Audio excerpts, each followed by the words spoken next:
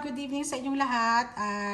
Dito sa amin ay good evening pa lang pero napakaliwanag po sa labas. At ang oras po dito sa amin ay 8:35 ng gabi. So ngayon guys, magbe-bake tayo ngayon ng bread. Meron po may nag-request sa akin doon sa, kung naalala nyo guys, meron akong ginawang croissant last time.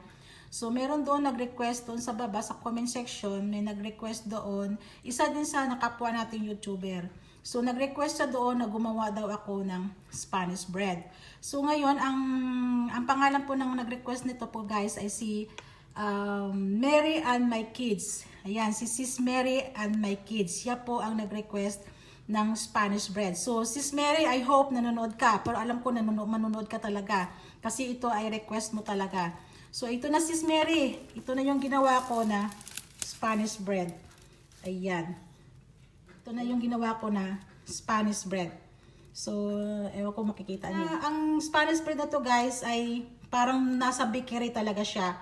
Napakasarap, napakalambot, at pag tinikman mo talaga guys, sobrang sarap. Masarap na masarap po talaga. So, pwede po ito sa pang breakfast, pang merienda, o kung halimbawa, pwede rin ninyong gawing pang dinner. Ako, ito yung i-dinner ko ngayon. So, ito na, Sis Mary. Sis Mary and My Kids, ito na yung request mo na Spanish bread. So ito na, Sis Mary, yung iyong request na Spanish bread. Ayan, guys. Napakasarap po, guys. Ipakita ko po sa inyo yung kanyang. Mainit pa siya, guys, kasi kabibake ko lang talaga. Pakita ko sa inyo yung kanyang loob. Mainit pa. Napakainit pa guys. Ayan guys, oh, tingnan nyo. Ayan oh. Ayan. Ayan guys, tingnan nyo. Ayan yung ating Spanish bread.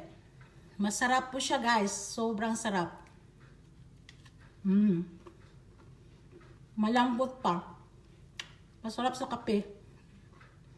Saka tingnan nyo. Yung sa kanyang loob. Ayan, makikita nyo sa loob. Yan, sobrang sarap po. Parang bumili na rin po kayo ng bread sa bakery. Dahil ang kanyang ingredients po at saka yung pagkalagawa natin ay fluffy talaga siya. So, yun lang guys. Ito na Sis Mary, yung iyong request na Spanish bread. Hapunan ko ngayon guys.